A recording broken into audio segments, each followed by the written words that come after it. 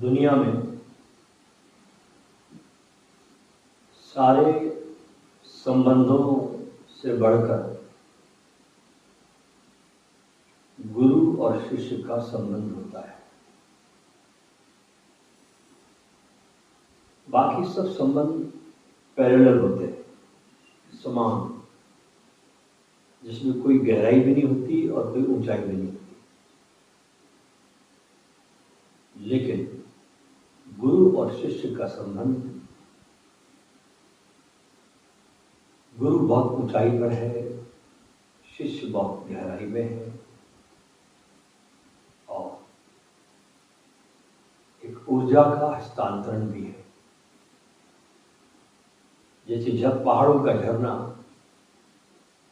सदा ही नीचे की तरफ बहता रहता है, ऐसे कोई शिष्य झुकने की कला जान ले तो सहज ही गुरु का जो भी तेज है, जो भी उसके पास परमात्मा की दौलत है, उसमें सहज आ जाती है। अधिकतर मामलों में जब बहुत प्रेम गहरा हो जाता है तो शिष्य कोई प्रयास नहीं करता, उसका बस गुरु के पास होना काफी, डूबना काफी। ऐसी एक गाथा है, बहुत अलौकिक, बहुत भावों के समंदर में डूबी हुई कबीर और उनके गुरु रामानंद की। रामानंद एक बहुत ऊंचे दर्जे के सद्गुरु हुए, जिन्होंने बहुत महानतम शिष्यों को जन्म दिया, जिसमें कबीर, रैदास, राजस्थान के संत पीपा आदि आदि नाम बड़े सम्मान के साथ लिए जाते हैं। और फिर रामानंद की यह धारा आगे बढ़ी, रैदास से मीरा का जीवन रोशन हुआ, और न जाने आगे कितनी दूर तक ये धारा गई। एक बार का जिक्र है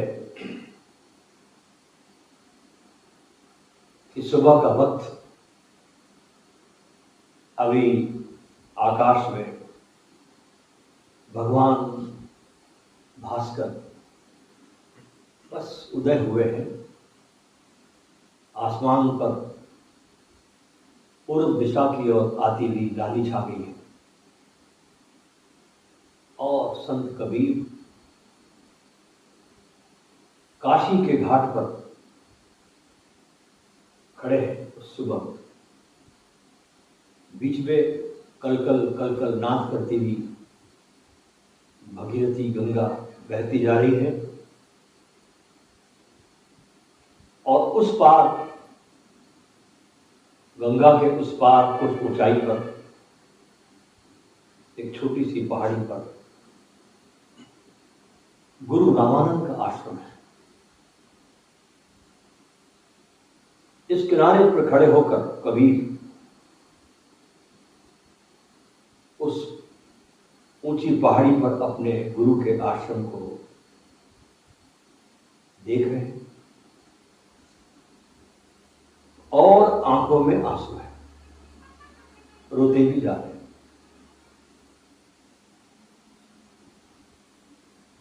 हुआ यूं कि किसी कारणवश रामानंद ने कबीर को अपने आश्रम से निष्कासित कर दिया। लेकिन कहा जाता है ना कि हरि रूठे तो गुरु ठौर है, गुरु रूठे नहीं ठौर। परमात्मा रूठ जाए कोई बड़ी बात नहीं, गुरु का ठिकाना तो है। लेकिन गुरु अगर रूठ जाए तो शिष्य के लिए फिर कोई स्थान नहीं बनता। और जो गुरु के पास श्रेष्ठतम हीरे होते हैं, उस पर गुरु को दो तरीके से काम करना पड़ता है। एक, भीतर से बहुत प्यार से संभालना पड़ता है, जैसे कुम्हार घड़ा बनाता है, कभी देखना उसको आप, दो काम करता है। एक, भीतर से तो बहुत प्यार से उस घड़े को बनाता है, लेकिन बाहर से थपकी भी देता है, मारता भी है। यही काम गुरु का होता है। शिष्य के भीतर और प्रेम को एक ऊंचाई तक लाने के लिए श्रेष्ठतम सद्गुरु अपने शिष्यों को कभी अपने से अलग भी करते हैं, और अलग करके जो काम होता है शिष्य पर, अगर शिष्य योग्य हो तो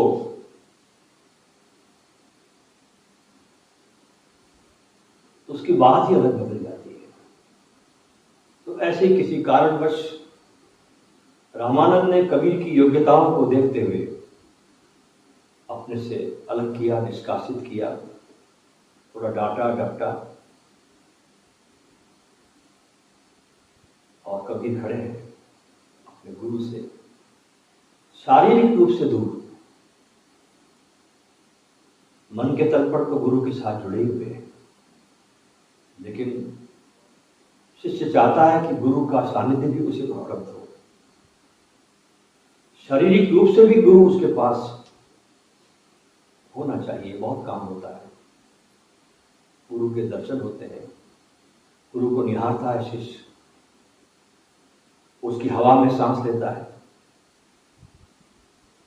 उसकी उपस्थिति में अपने को डुबोता है।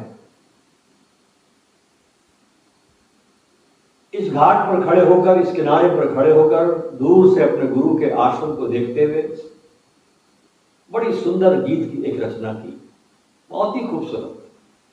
शायद भक्ति के इतिहास में, गुरु भक्ति के इतिहास में ऐसा गीत दूसरा नजर नहीं आता। बहुत सुंदर, दूर खड़े होकर उस आकाश के नीचे गुरु के आश्रम को देखते हुए बहुत एक श्रद्धा से भरा निवेदन किया है गुरु के चरणों में। बहुत ध्यान से सुनना इस निवेदन को जो कबीर अपने गुरु को कर रहे हैं, और इसे अपने रोम रोम में पहुंचाना कबीर के इस निवेदन को, ताकि हमारे भी जीवन में ये कबीर की जो अपने गुरु के प्रति अनन्य भक्ति की भावना है, इसका थोड़ा हम स्वाद ले सके।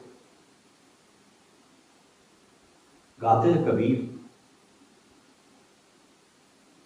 नैया पड़ी मझधार गुरु बिन, कैसे लागे पार। गुरु बिन कौन लगावे पार। नैया पड़ी मझधार गुरु बिन, कैसे लागे पार। गुरु बिन कौन लगावे पार। मैं अपराधी जन्म जन्म का, मैं अपराधी जन्म जन्म का, नख सिख भरा विकार। मैं अपराधी जन्म जन्म का, नख सिख भरा विकार। तुम दाता दुख भंजना, तुम दाता दुख भंजना, मेरी करो संभाल। गुरु बिन कौन उतारे पार। हरि बिन कौन लगावे पार। नैया पड़ी मझधार गुरु बिन, कैसे लागे पार। अवगुणदास कबीर के, अवगुणदास कबीर के, बहुत है गरीब नवाज। कल मैंने आपको समझाया प्रवचन में कि गुरु के सामने शिष्य को पूरी तरह से नंगा होना पड़ता है, वस्त्रहीन होना पड़ता है, कुछ छुपाने की जरूरत नहीं। जो भी तुम्हारे भीतर है उसको प्रकट करना जरूरी है। और कभी देखो क्या कहते हैं, गा रहे हैं कि अवगुणदास कबीर के, बहुत है गरीब नवाज। अवगुणदास कबीर के, बहुत है गरीब नवाज। जो मैं पूत कपूत हूँ, जो मैं पूत कपूत हूँ, कहो पिता की लाज। गुरु बिन कैसे लागे पार, गुरु बिन कौन उतारे पार। कह रहे हैं कि हे मेरे सद्गुरु, अब मैं चाहे पूत हूं कि कपूत हूं, जैसा भी हूं, पहचाना तुम्हारे द्वारा जाता हूं। तुम मेरी पहचान हो, मेरी कोई पहचान नहीं है। अगर मैं भला हूं बुरा हूं तो तुमको लाज है इसकी। मैं पूत हूं कपूत हूं जो भी हूं, अब तुम मेरी संवारना करो। नैया पड़ी मझधार, गुरु बिन कैसे लागे पार। अंतर्यामी एक तुम्ही हो, अंतर्यामी एक तुम्ही हो, जीवन के आधार। अंतर्यामी एक तुम्ही हो, जीवन के आधार। जो तुम छोड़ो हाथ प्रभु जी, जो तुम छोड़ो हाथ प्रभु जी, कौन उतारे पार। गुरु बिन कौन लगावे पार। नैया पड़ी मझधार, गुरु बिन कैसे लागे पार। साहब तुम मत भूलियो, साहब तुम मत भूलियो, लाख लोग मिल जाए। साहब तुम मत भूलियो, लाख लोग मिल जाए। हमसे तुमरे बहुत है, हमसे तुमरे बहुत है, तुम सो हमरा नाही। गुरु बिन कौन लगावे पार, गुरु बिन कैसे लागे पार। नैया पड़ी मझधार, गुरु बिन कौन लगावे पार, गुरु बिन कौन लगावे पार। नैया पड़ी मझधार, गुरु बिन कैसे लागे पार, गुरु बिन कौन लगावे पार। एक गुरु के पास तो उनके पास कई शिष्य होते हैं, कई शिष्य होते हैं, देश में होते हैं, विदेशों में होते हैं, सब जानते हैं। लेकिन शिष्य के लिए तो बस एक गुरु का ही आसरा है। गुरु है तो सब कुछ है, गुरु है तो जीवन है, गुरु है तो जीवन शुरुआत है। उसके बिना तो बस अंधेरी घाटियां हैं। मुंशी प्रेमचंद, बहुत सुंदर नाम है ये हमारे देश में, बहुत बड़े साहित्यकार हैं, बहुत बड़ी बड़ी किताबें लिखी, लेकिन जीवित काल में इनको भी कभी समझा नहीं गया। बड़ी गरीबी में, बड़ी फाके मस्ती में इनका जीवन बीता, लेकिन कमाल का लिखा है, कमाल का साहित्य है इनका, कमाल के गीत हैं इनके। उनकी एक कविता है, जिसके एक एक शब्द को बार बार पढ़ने का मन करता है। बहुत सुंदर पंक्तियां इनकी। कहते हैं वो, ख्वाहिश नहीं मुझे मशहूर होने की, मेरी कोई इच्छा नहीं है, ख्वाहिश नहीं मुझे मशहूर होने की, आप मुझे पहचानते हो बस इतना ही काफी है। आप मुझे पहचानते हो बस इतना ही काफी है। अच्छे ने अच्छा और बुरे ने बुरा जाना मुझे, जिसकी जितनी जरूरत थी उतना पहचाना मुझे। जिंदगी का फलसफा कितना अजीब है यारो, जिंदगी की कहानी फलसफा, जिंदगी का फलसफा कितना अजीब है यारो, कि शामें कटती नहीं और साल गुजरते चले जा रहे हैं। शामें कटती नहीं और साल गुजरते चले जा रहे हैं। एक अजीब सी दौड़ है ये जिंदगी, एक अजीब सी दौड़ है ये जिंदगी।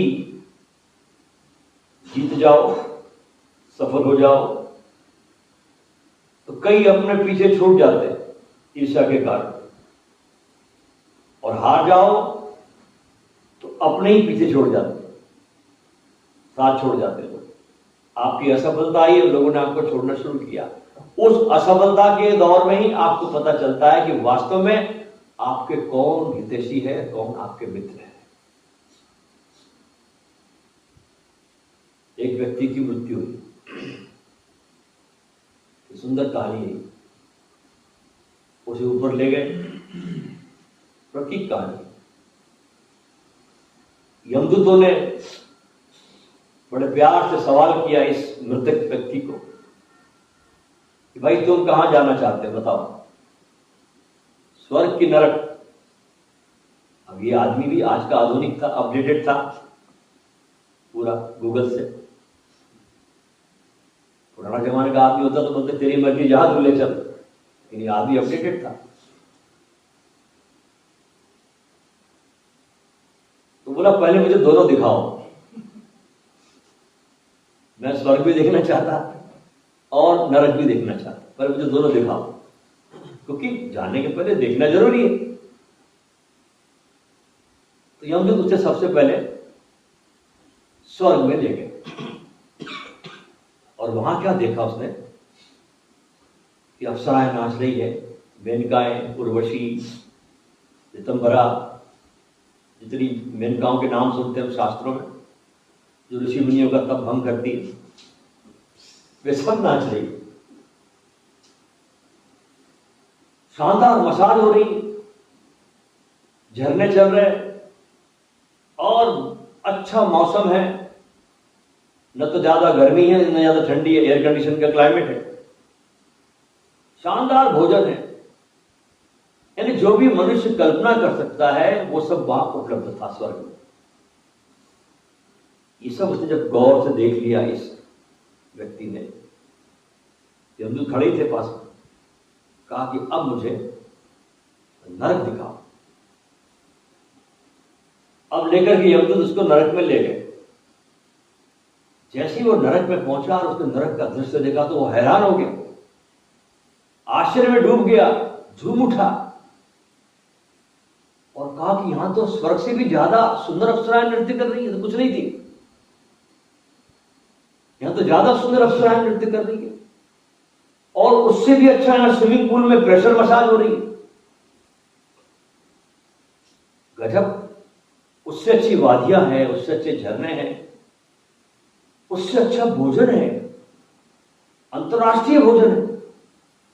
वहां तो सिर्फ भारतीय भोजन था, यहां तो मुगलाई है, चाइनीज है, इंटरकॉन्टिनेंटल है, सब तरह का भोजन, जैसे हमारे खानगंज में मिलता है ना वैसा, सब तरह का भोजन। तो व्यक्ति यमदूत से कहने लगा कि नरक तो भाई स्वर्ग से भी ज्यादा खूबसूरत है।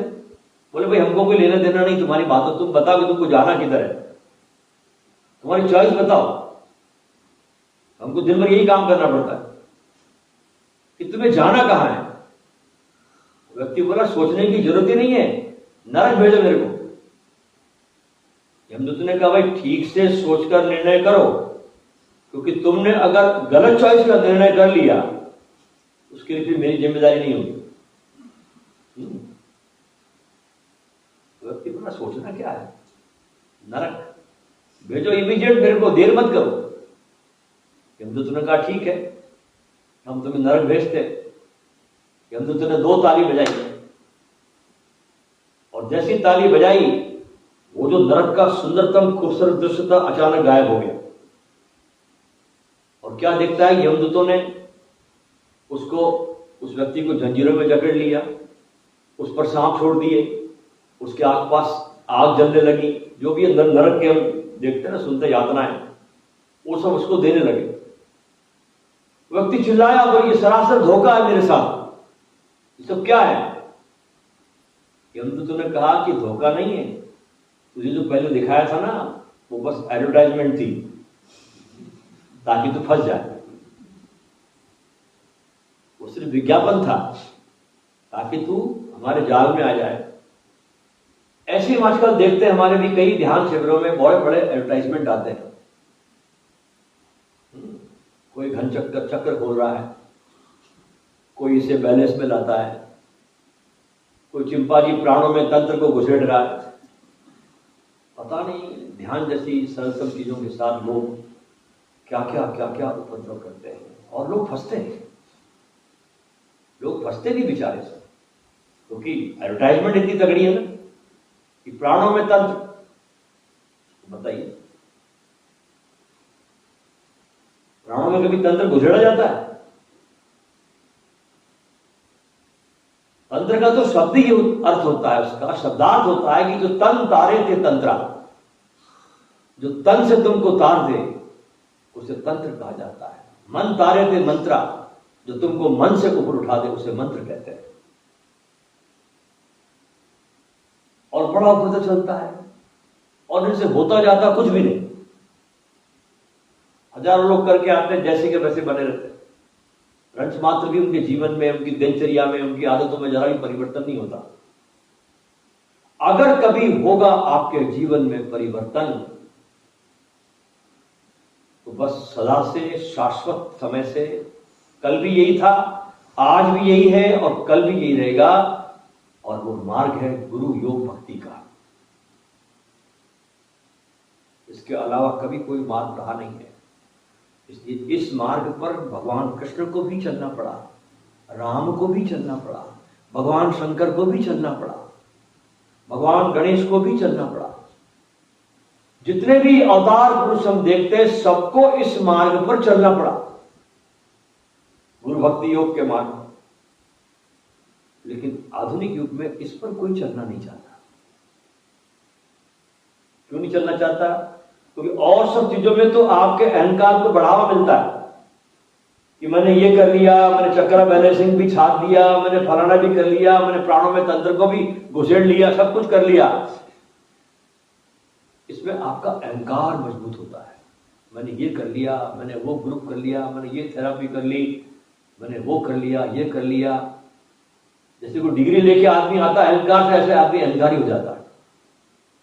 लेकिन गुरु भक्ति पे वहां पर अहंकार को टिकने के लिए स्थान नहीं।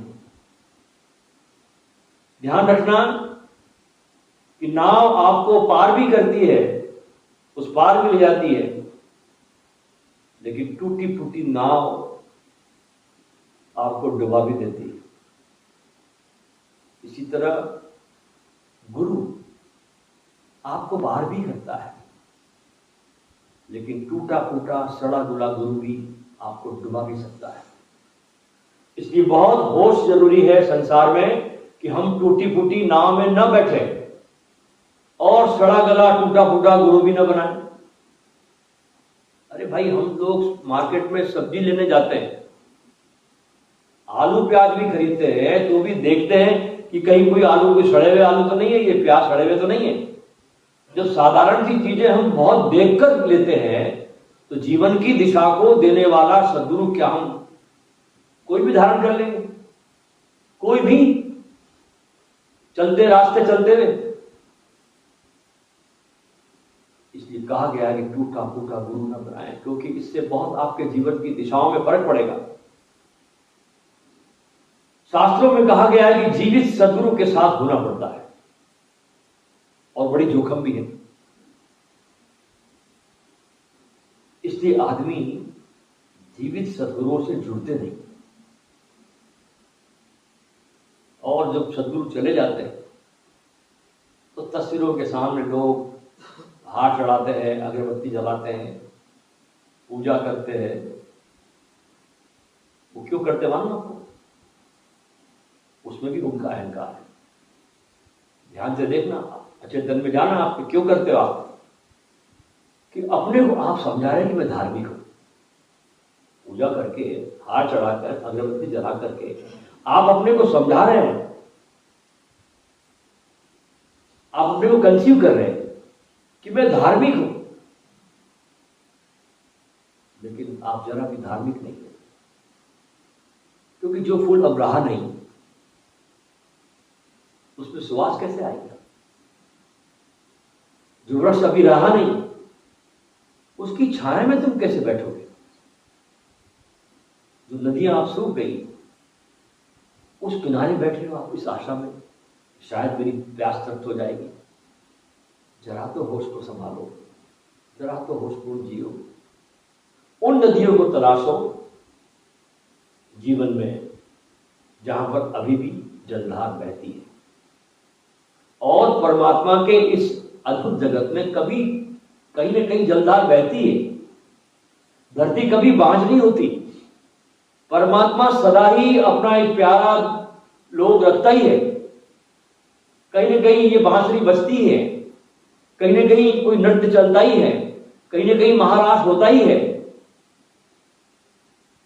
उन वृक्षों को खोजो जहां अभी शाखाएं हरी है, पत्तों से लदी है, जहां फूल खिलते हैं, जहां फल है। उन व्यक्तियों को खोजो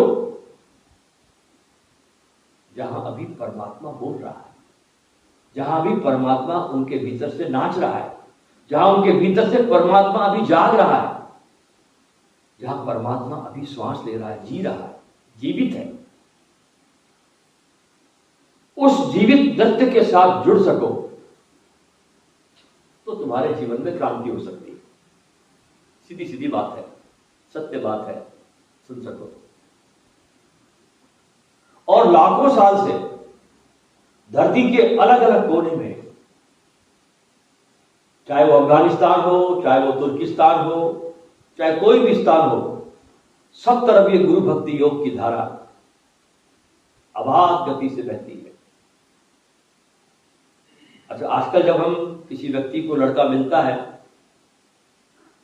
या कोई माँ बाप अपने लड़की की सगाई के लिए जाते हैं लड़का देखने के लिए, तो हम उसकी शैक्षणिक योग्यता के बारे में पूछते हैं। तो जवाब में सुनने को मिलता है कि लड़का पढ़ा लिखा है, तो कहता मैं बीए हूँ, एमए हूँ, बीएससी हूँ, एमफिल हूँ, पीएचडी हूँ, वगैरह वगैरह। लेकिन आज से 500 साल के पहले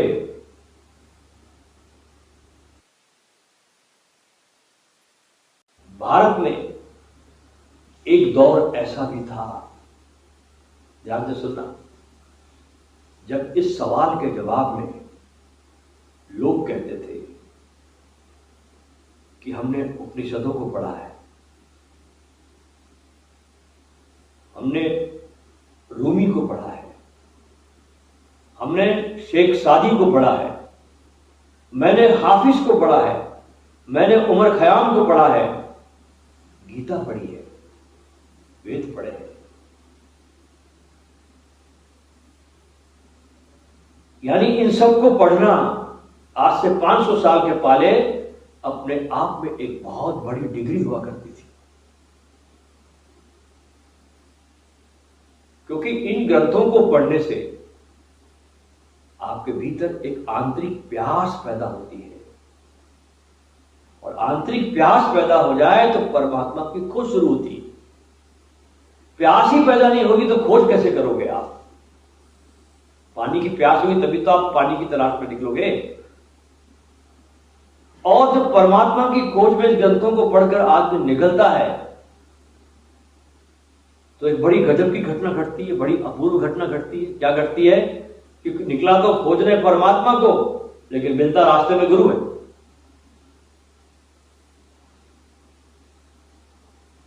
क्योंकि परमात्मा से तुम्हारा सीधा साक्षात्कार नहीं हो सकता।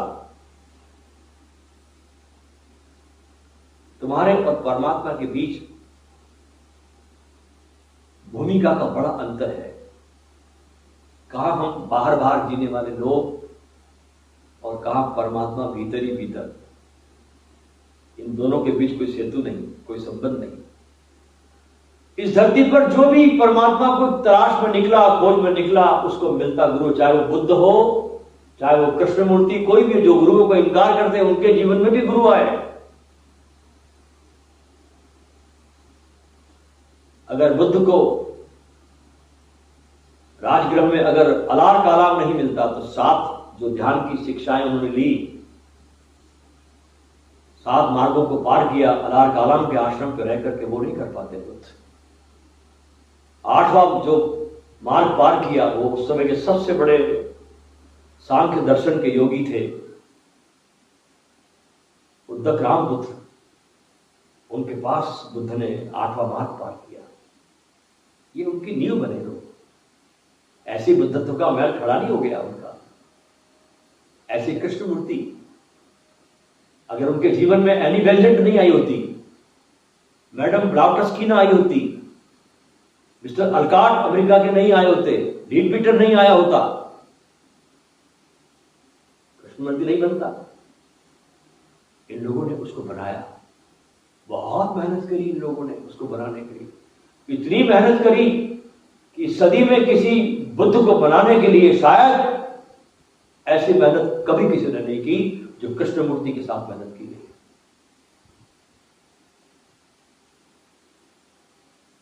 जो भी कोई परमात्मा को खोजने गया है उसे गुरु मिला है। और जब गुरु मिलता तो समझना कि परमात्मा तुम्हारे प्रति सदैव हुआ, दया से भर गया। तुम्हारे भाग्य खुल गए, इसकी खबर मिल गई तुमको। तुम्हारे भाग्य खुले, इसकी खबर है, इसकी सूचना मिल गई तुमको। और गुरु मिल जाए तो समझो कि तुम्हारी प्रार्थना सुनी गई और पहुंच गई। अब तुम अकेले नहीं हो, अब सेतु फैला, उधर किनारा इधर किनारा और बीच में पुल बन गया। दोनों किनारे जुड़े, गुरु ने दोनों किनारे जोड़ दिए। तुम इस किनारे हो, परमात्मा उस किनारे है, गुरु ने ब्रिज बनाया, दोनों किनारों को जोड़ा। क्योंकि गुरु कुछ कुछ तुम जैसा, तो शरीर उसके पास, उसके शरीर से भी पसीना निकलता है, वो भी भोजन करता है, नहाता है, धोता है, सोता है, वो तुम्हारी तरह ही है। शरीर के तत्व में तो कोई भेद नहीं, शरीर के तत्व बिल्कुल ठीक तुम्हारे जैसा है, लेकिन कुछ कुछ परमात्मा के जैसा भी है। एक हाथ तुम्हारे हाथ में, एक हाथ परमात्मा के हाथ में उसका। अब ये जो झूलता सा पुल है, लक्ष्मण झूला, इसके सहारे तुम परमात्मा तक जा सकते हो। इसलिए वास्तविक खोजी परमात्मा को खोजने जाता है और गुरु के चरण मिल जाते हैं। अब गुरु मिल गए तो क्या करें? अब गुरु से कुछ चीज सीखनी नहीं पड़ती, क्योंकि सीखे तो तुम बहुत हो, सीख के तो गुरु के पास पहुंच रहे हो। तुम इतना सीख लिया, तुमने इतना सीख लिया कि अब इस सीखने को गुरु मिटाता है, पहुंचता है। तुम्हारी स्लेट को कोरी करेगा, क्योंकि जब तक तुम्हारी स्लेट कोरी ना हो, तुम गुरु बोलेगा तुम सुनोगे नहीं उसको। वो तुम तुम्हारे मस्तिष्क में तुम्हारी परिभाषा है, उससे तुम गुरु को हाँकते रहोगे। अरे ये तो ये बोल रहे हैं, मैं तो ये सुना, तो तालमेल बैठेगा ही नहीं। इसलिए रमन महर्षि के पास जब कोई जाता था, पॉल ब्रंटन जब गया तो पूछा रमन महर्षि ने क्यों आया? बोले कुछ सीखने आया। बोले हमको सिखाते थोड़ी यहां पर। बोले क्या करते? जो सीखा उसको बिठाते हैं, जो तू सीख कर आया उसको पहुंचते हम, उनको खाली करते हम। हमारा कुल काम सिर्फ खाली करने का है। बुद्ध के पास जब मंजूश्री पहुंचा, बहुत प्रश्न थे मंजूश्री के पास, बड़ा स्कॉलर था, बड़ा ज्ञानी था, बहुत बड़ा ज्ञानी मंजूश्री उस समय का। उसके सैकड़ों शिष्य थे मंजूश्री के। जब बुद्ध के पास पहुंचा, बुद्ध ने कहा कुछ मत करो, मेरे पास 3 साल तक बैठ जाओ, कोई प्रश्न पूछना मत। बिठा दिया बस में। बैठे बैठे बैठे बैठे सारे कचरा निकल गया मंजूश्री का बाहर। एक बार क्या हुआ कि बुद्ध के चरणों में एक आदमी आया और मंजूश्री बैठा था, 3 साल हो गए उसको। एक आदमी आया, बोले मुझे आपसे कुछ पूछना है। बुद्ध ने कहा कि 1 साल तक बैठ जाए यहां पर, फिर पूछना। मंजूश्री जोर से हंसा, बोले भाई पूछना अभी पूछ लेना, बाद में तुम पूछ नहीं सकेगा नहीं। जो पूछना अभी पूछ ले, बाद में पूछने की गुंजाइश बचेगी नहीं। तो गुरु का काम है कि तुम्हारे को सिर्फ बस उसके साथ अब होना है, तुमको वहां सीखना नहीं है, सीखे हुए को मिटाना है। जो तुमने सीख लिया, बाप रे बाप इतना सीखा है कि गुरु को बहुत तकलीफ होती है तुम्हारे को सबको पहुंच देने की, वो खाली कर देते। और ध्यान रखना कि एक म्यान में एक ही तलवार रहती है, 2 नहीं रहती। या तो तुम्हारा ज्ञान रहेगा कचरा, या तुम्हारे भीतर गुरु रहेगा। 2 चीजें एक साथ नहीं रह सकती। तो गुरु के साथ होना काफी है, लेकिन सीखना सरल है और साथ होना मुश्किल है। बार बार तुम जांचे जाओगे, तुम परीक्षाओं में लिए जाएंगे, बहुत बार तुम्हारी बुद्धि चक्कर खाएगी, बहुत बार तुम्हारा अहंकार फन उठाएगा। साथ होना मुश्किल। सीखने में तो दूर खड़े होकर भी सीख लेते हैं। मैं आपसे बोल रहा हूं, मुझे सीख रहे हैं दूर खड़े खड़े। सीखने में दूर खड़े होकर भी हम सीख लेते हैं, नजदीक आने की जरूरत नहीं पड़ती सीखने में। लेकिन गुरु के साथ होने में एक निकटता चाहिए, तो एक आंतरिकता चाहिए, एक भरोसा, एक ट्रस्ट, एक गहरी श्रद्धा, एक प्रेम, एक पागलपन। कैसा पागलपन कि किसी को अपने से भी ज्यादा अपने निकट मानने की क्षमता।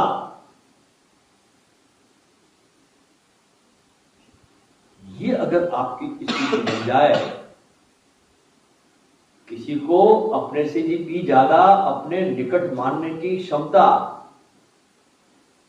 एक ट्रस्ट, एक श्रद्धा, ये अगर आपके भीतर रोम रोम में समा जाए, तो गुरु के साथ फिर तुम्हारा ट्रांसमिशन होता है। फिर तुम्हारे और गुरु में जरा भी भेद नहीं होता। इसलिए आप ये आज मानकर चले कि दीक्षा का ये महत्वपूर्ण दिवस उसी तरह से आपके जीवन में बहुत बहुत महत्वपूर्ण है, जिस तरह से आपका जन्मदिन महत्वपूर्ण है। जैसे जन्मदिन को हम कभी नहीं भूलते, जन्मदिन को हम कभी भूलते नहीं। हाँ, पुराने जमाने में जब आदमी बहुत शांत था तो जन्मदिन भी उनको याद नहीं रहते थे कब पैदा हुए थे। मैं अक्सर अपनी मां से पूछता था, मेरी जन्मदिन की बड़ी कंफ्यूज है। अक्सर मेरी मां को पूछता था, मेरी मां अपने पुराने संवत वो दिन निकालती थी, समझ में नहीं आता था। तो जैसे आदमी जन्मदिन को नहीं भूलता, ऐसे ही एक जन्म आपका आज से हो रहा है, क्योंकि माता पिता के द्वारा दिया हुआ जन्म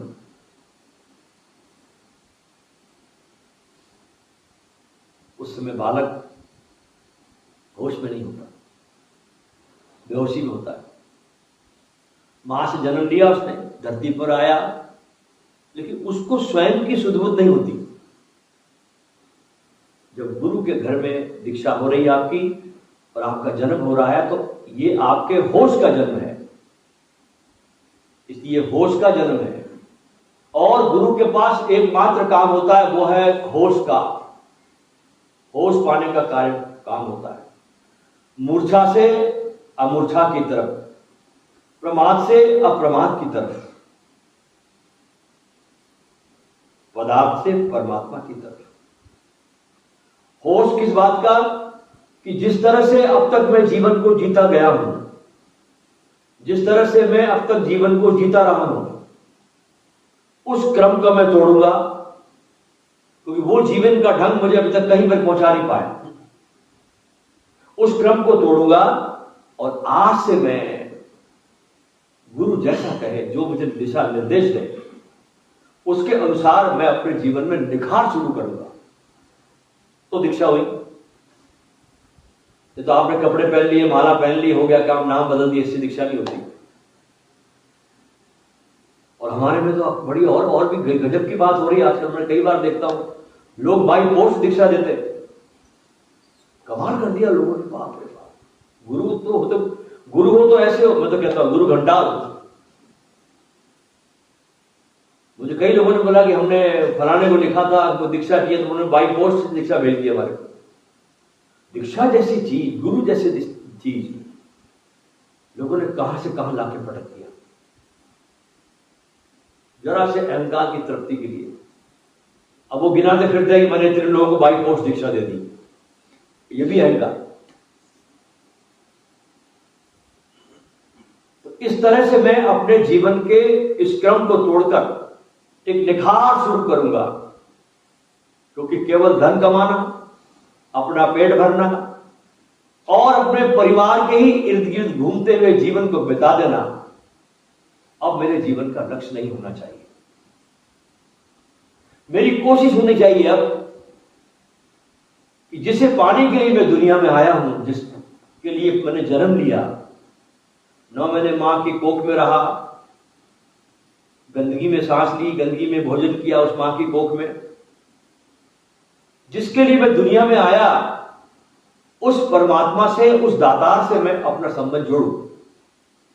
जिस अपनी आत्मा का विकास करने संसार में मैं आया हूं, अपनी आत्मा को निखारने के लिए, उसका मैं विकास करूं। जिस बुद्धि के विकास से जो मेरा जन्म हुआ है, ज्ञान से जुड़ करके, ज्ञान के माध्यम से उसका भी विकास करूं। मेरे प्राणों की शक्ति जो व्यर्थ में संसार में जलती है अनायास, उसको मैं जलने न दूं।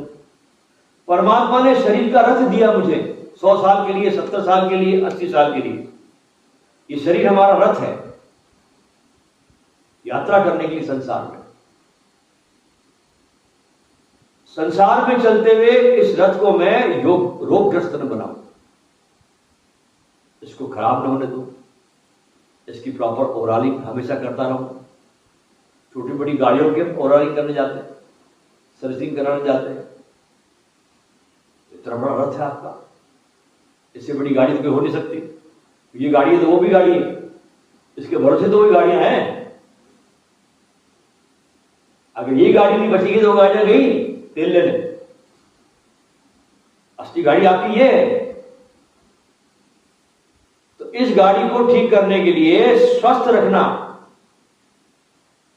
और शरीर को ये मानो कि हम बहुत लंबे समय के संसार में आए, 100 साल के लिए, इसको नियम में चलाना।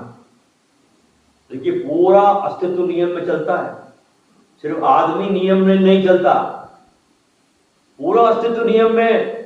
कभी आपने देखा कि सूरज ने आज कह दिया कि मैं छुट्टी पे जाता हूं, आज मेरा हॉलीडे, आज मुझे काम पे आना नहीं।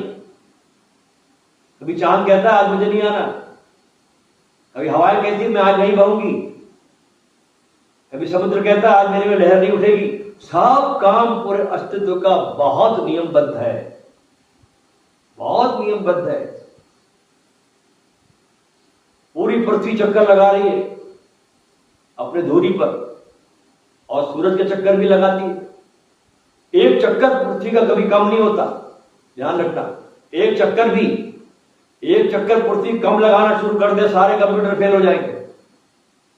पूरा नियम परमात्मा ने पूरे अस्तित्व को एक अच्छे नियम में बांध के रखा है।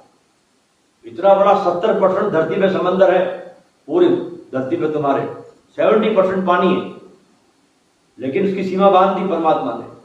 वो तब लहराता हुआ आता है, लहरों के द्वारा बस किनारे पर आता है, उसकी सीमा नियम से बांध दिया उसको, इसके आगे जाना नहीं, और पीछे लौट जाता है। ये तो परमात्मा के नियमों को मानते नहीं, उससे खिलवाड़ करते, इसलिए सुनामियां आती है। ये हमारे कृत्य है जो हमको भोगने पड़ रहे। परमात्मा ने तो पूरी प्रकृति को बहुत नियम में बांध के रखा है, तो हमको भी अपने जीवन को सुंदरतम बनाने के लिए नियमबद्ध होना पड़ेगा। और दूसरा कर्तव्य क्या होगा कि आपकी प्राण शक्ति को ऊर्जावान बनाना है। अच्छा, प्राण शक्ति किसमें खर्च होती है आपकी? भोग में, शोक में, क्रोध में, चिंता में और भय में। ये पूरा परिवार है आपकी प्राण शक्ति को चूसने वाला।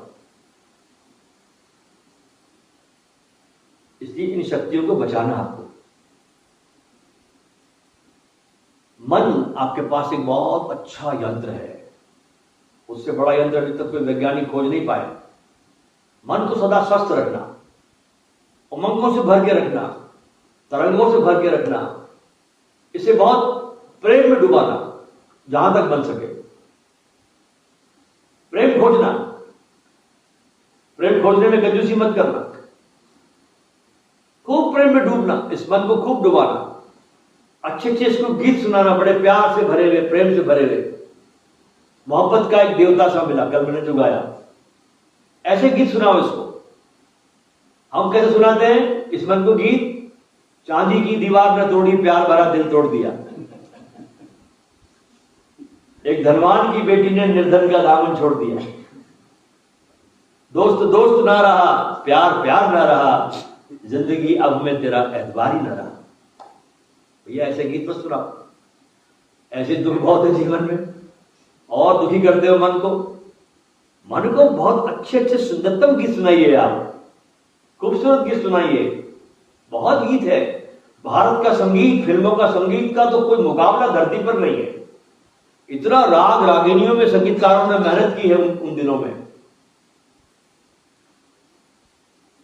कि विश्व में से संगीत किसी के पास में नहीं है। एक से एक, जैसे मान लो ये आकाश से उतर के फरिश्ते धरती पर आए थे, सारे के सारे लोग। ये संगीतकार नौशाद को सुनिए, आप शंकर जयकिशन को सुनिए, मदन मोहन को सुनिए, जयदेव को सुनिए। कितने प्यारे प्यारे इन्होंने ऐसी धुनें बनाई है और ऐसे गीतकार थे उस समय में कि शब्दों पे क्या धार रखी उन्होंने कि सारे के सारा संगीत, सारे के सारा शब्द, अगर तुम चाहो तो उन गीतों को परमात्मा की तरफ मोड़ सकते हो। ऐसे गीत है उनके, ऐसी मेहनत करते थे वो लोग। और आज की गीत सुनो आप, इतना फुहड़ संगीत, क्योंकि मेहनत नहीं करते लोग, कोई श्रम नहीं करते ये लोग। न गीतकार मेहनत करता, न धुन बनाने वाला मेहनत करता, और गायक को तो पता नहीं कहां से पकड़ के ले आते, वो नाक से गाता है। लेकिन हमने बहुत से गायक को देख लिया, एक बीच में गायक बहुत जब से उभर गया सामने आया, तो वो नाक से गाता था। ठीक पहचान। अजीब अजीब ढंग के लोग, और लोग सुनते हैं इनको। मजे की बात यही है, लोग तो क्या बेचारे, उनको कुछ भी पकड़ा दो वो तैयार बैठे। तो सन्यासी को अपने को दीक्षा लेने के बाद होश में रखना है कि मुझे क्या सुनना है, क्या देखना है और क्या भीतर ले जाना है। तो इसका होश रखें आप, तो आपका जीवन बहुत अच्छा होगा। और घर लौटते समय आप अपने घर में एक स्थान जरूर बनाइए ताकि आप उस जगह बैठ करके ध्यान कर सके ठीक ठीक समय। ऐसा नहीं एक बार सवेरे कर लिया, फिर दोपहर में कर लिया, शाम को कर लिया, 4 दिन किया ही नहीं, 5 दिन याद आई है, पश्चाताप से भरे फिर करने बैठ गए। ऐसे पश्चातापों के ध्यान से कुछ नहीं होता। एक नियमबद्ध बनाना, कुछ दिन आपको प्रयास करना पड़ेगा ध्यान करने का, और एक बार आपका जीवन अगर बन जाए, आपको ध्यान की कला आ गई, फिर आपको अलग से बैठने की जरूरत नहीं, फिर तो पूरा जीवन आपका ध्यान हो गया। आपका बोलना ध्यान, देखना ध्यान, उठना ध्यान, चलना ध्यान, ध्यान आपके पूरे के पूरे दिनचर्या में आ जाता है, फिर अलग से करने की जरूरत नहीं।